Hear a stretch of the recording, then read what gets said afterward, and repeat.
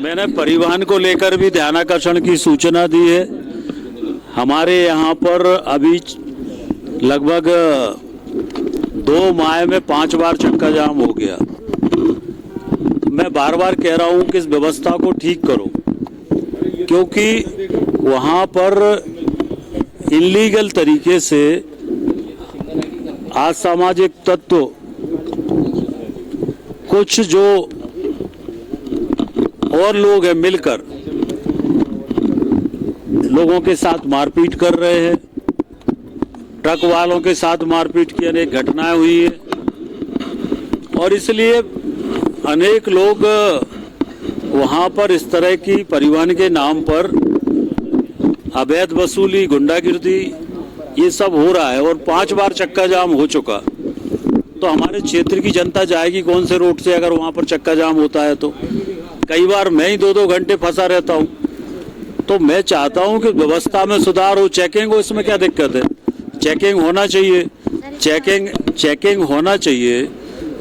ये आरटीओ का अधिकार है, परिवहन विभाग को चेक करना चाहिए, चेकिंग हो, पर व्यवस्था ऐसी हो कि जाम ना लगे, क्योंकि वो हमारा स्वर्णिम कॉरिडोर है, कश्मीर से कन्याकुमारी वाला रोड है, बहुत ज़्यादा ट्रैफिक है और यार्ड छोटा है, तो इस कारण से 10 गाड़ी भी खड़ी करते हैं तो जाम लग जाता है।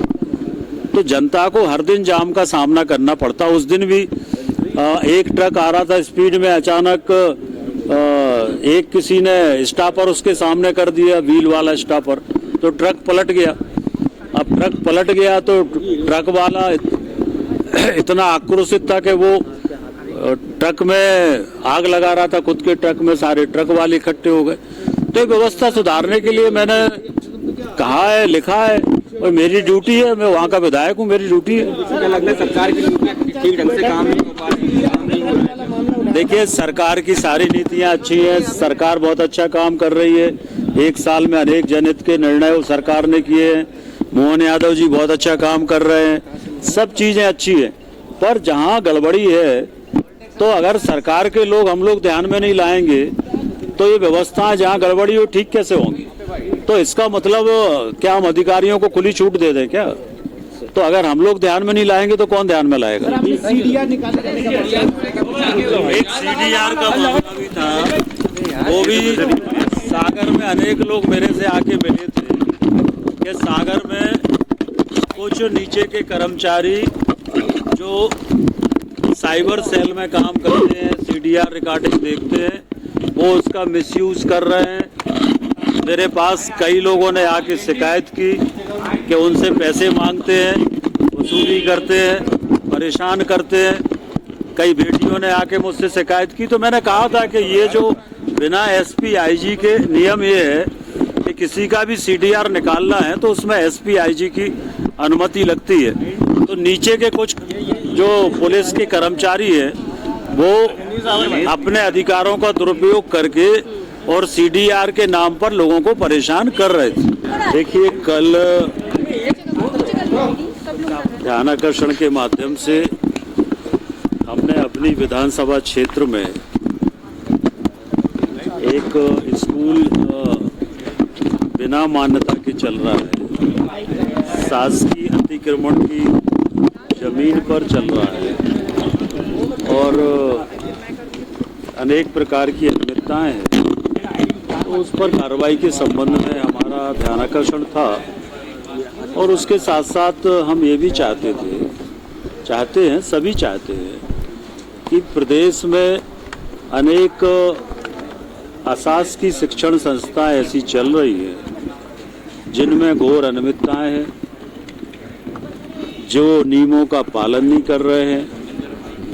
और इसके साथ साथ कुछ जगह हम लोगों ने देखा कि बहुत दुर्भाग्यजनक घटनाएं हुई। कहीं बेटियों के साथ घटनाएं हुई हैं तो कहीं पर बच्चों के साथ यौन शोषण का मामला हुआ है। अभी 4 दिन पहले ही हमारे विधानसभा में मालथोन थाने में एक बच्चे के यौन शोषण पर अपराध दर्ज हुआ है, बच्चे का यौन शोषण था। तो मैं इस ध्यानाकर्षण के माध्यम से सरकार से यही निवेदन कर रहा था कि हम लोगों को एक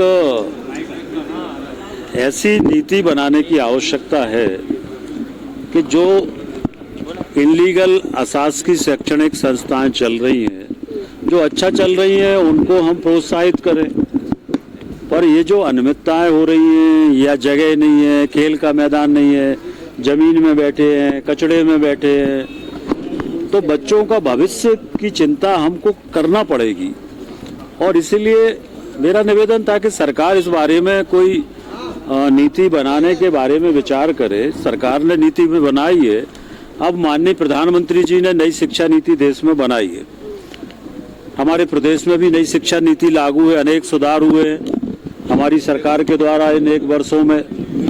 पर इसके बाद भी नई शिक्षा नीति में यौन शोषण रोकने का कोई नई शिक्षा नीति में नियम थोड़ी बना हुआ है। तो इस तरह की जो घटनाएं हो रही हैं, इन घटनाओं पर हम लोग सब मिलकर विचार करें, और बच्चे हमारा प्रदेश का, देश का भविष्य है, और इसको लेकर ही मैंने सरकार का ध्यान आकर्षित किया था। सरकार ने सकारात्मक उत्तर दिया है और यही ध्यान आकर्षण था। सर, आप भी मंत्री रहे हैं और ऐसे में अधिकारी गलत जानकारी दे रहे हैं, आप मंत्री पढ़ रहे हैं।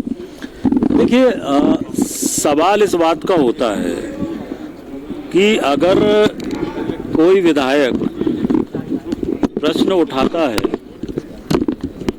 तो पहली बात तो ये है कि परंपरा ये है कि सामान्यतः मंत्री विधायक से फोन पर बात कर लेते हैं कि क्या विषय है और आप इसमें क्या चाहते हैं। तो एक तो ये पहले बात हो जाती है, तो विषय ध्यान में होता है। दूसरा मेरा ये कहना था कि अधिकारी अगर ये लिख दे कि क्षेत्र में कोई रोष नहीं है, तो मंत्री को ये बात स्वीकार नहीं करना चाहिए। अगर है नहीं है तो बोलें। अब मंत्री अगर ये बोल दें कि कोई रोष नहीं है, तो इसका मतलब विधायक गलत है। तो हम ये बोले कि हमारे क्षेत्र में जनता बहुत खुश है, यौन शोषण हुआ है तो जनता बहुत खुश है, हम ये बोलें क्या?